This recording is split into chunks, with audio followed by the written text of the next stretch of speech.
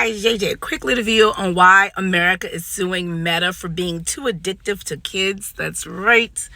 Well, give you my thoughts on this, but first, quick little background story into how we got where we are.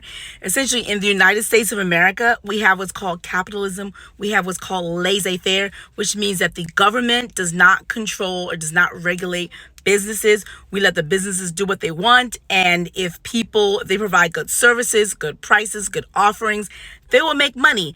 And competitors will see that if they don't do well, they don't give good prices, they don't have good customer service, if they don't have good offerings, people won't patronize them. They'll duke it out. So that's how we do in the United States.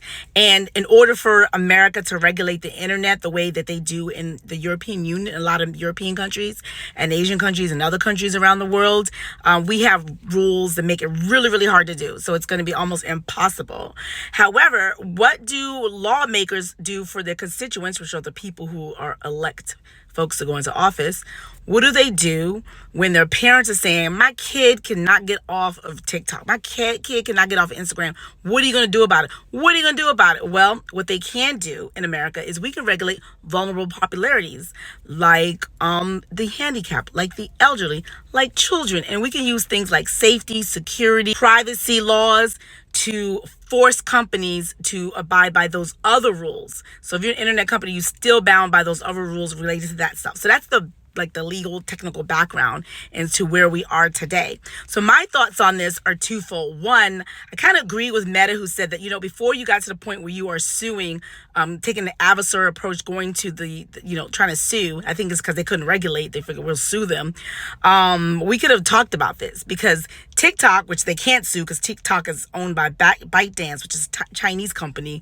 They said, well, you know what we're going to do? We're going to put restrictions. If you are a certain age, we're going to stop the TikTok from being operable after a certain amount of time, and the parents can lift that time. So we're doing it as a company, proactively, self-regulated. A lot of companies, to avoid regulation, they'll just do it on their own. So that's an option. So Meta was like, why didn't we talk about this? Why didn't we sit down? Why all of a sudden the first time we're hearing about this issue was through a lawsuit? So there's that. The second thing, I think parents need to parent. For example, there are numerous ways that we as parents can stop our kids from over-consuming social media. I, for example, take my phone away from my children. My daughter right now, she's been a week of zero social media because we took her phone away. The second thing is that there's so many different apps and also even functionalities of phone, like the iPhone, for example, let you know how long you've been on it. My carrier, Verizon, allows me, which I have done in the past, to put a block on my phone. So I have in the past stopped my children from interacting with the internet during school hours and during bedtime. So they can only do it during a certain amount of time and on weekends.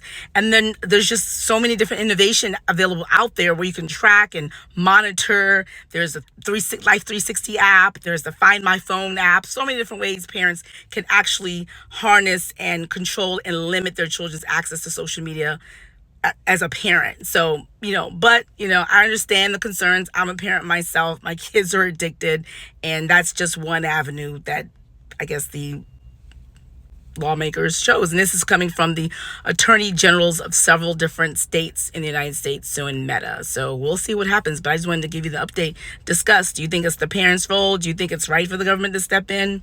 Let's talk below. For more thoughts like this, keep scrolling or watch this series here. I have you watching this on YouTube where I talk about just creator economy and regulations.